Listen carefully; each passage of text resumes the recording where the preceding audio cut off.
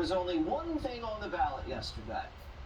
Democracy here in the United States is actually on the ballot in this election. Democracy, they're saying like democracy is at stake and that there's a lot to lose. Democracy's at stake. What's at stake?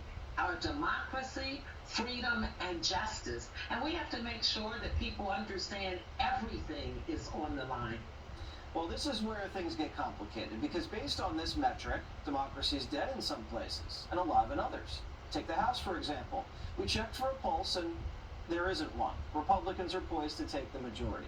But what about the Senate? As things stand right now, we may not know who has control until December. We could be waiting on the Georgia runoff. So this can only mean one thing. The Senate is currently on life support, and Democrats are very worried. But hey, they did much better than expected, especially considering what they were up against with all those scary Russian bots. Remember on Monday, the New York Times warned us of the return of the Russian bots? That's weird, because the day after the election, no one's talking about bots. And it wasn't just the Russian bots the Democrats had to overcome, it was also voter suppression. You can try to repress the vote, but people came out from under buildings, they came from helicopters, they landed, they decided. It was really amidst tremendous voter suppression going on all over the country. The level of voter suppression is beyond anything that we saw in 2018. We can't say that whatever happens tonight is a fair and equitable election, because there have been too many laws passed by election deniers to keep people from being able to express themselves. But now all of a sudden voters aren't suppressed, the bots went bye-bye, and democracy's still alive. It's almost like everything the Democrats were saying was designed to get you angry and mistrust the results of the election. But that didn't stop Joe Biden from saying Elon Musk should be investigated. Do you think Elon Musk is a threat to U.S. national security, and should the U.S. and with the tools you have investigate his joint acquisition of Twitter? I think that Elon Musk's cooperation and/or technical relationships with other countries is worthy of being looked at. So the Democrats investigate their political enemies, hang indictments over their heads, deploy psychological warfare on the nation. Soros carpet bombs the country with cash. They run early vote enterprises. They count ballots for days after the election, with a media that hides Democrat deficiencies, while Democrat candidates refuse to debate. The question is, what are you going to do about it? Kayleigh McEnany is the former White House press secretary and co-host of Outnumbered, which did great yesterday. Congratulations. Thank you. What happened last night?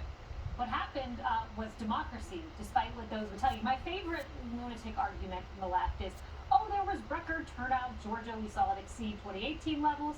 However, there's still voter suppression. The two can go hand in hand. No, they can't go hand in hand.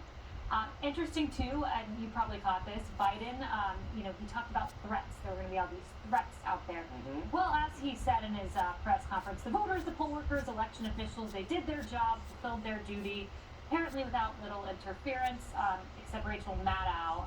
She went out there and said the open carry laws in Arizona, people were brandishing their weapons and intimidating people, right, Rachel? The biggest threat was the ink that went missing on all those voting cartridges. There you go. In Maricopa County. Where'd the ink go, Katie? Yeah. Has Katie found the ink yet that held up Maricopa County election?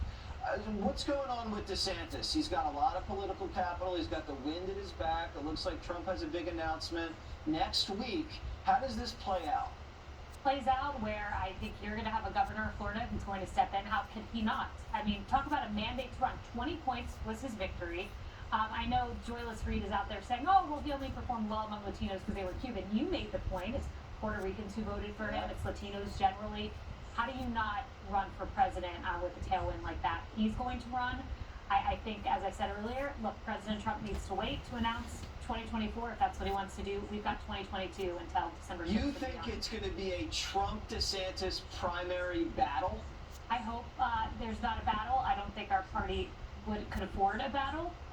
But at the same time, we'll see. We'll see. I trust our guys. Let's put it this way. DeSantis, Trump in a battle. Kamala, Joe, Pete Buttigieg, perhaps a battle. I mean, I'll take our battle, and I think we'll prevail. And what happens with the Senate? You heard Lindsey, he's still confident he's going to get to 51. Only going to get to 51 if we stay on message. Every Republican who steps in the state of Georgia, don't step in there unless the only words on your lips or Herschel Walker will stop the Biden agenda. Every Republican needs to be on message. Gotta be unified, guys. HerschelWalker.com, I heard, is the name of the website. There you go. I heard that too twice.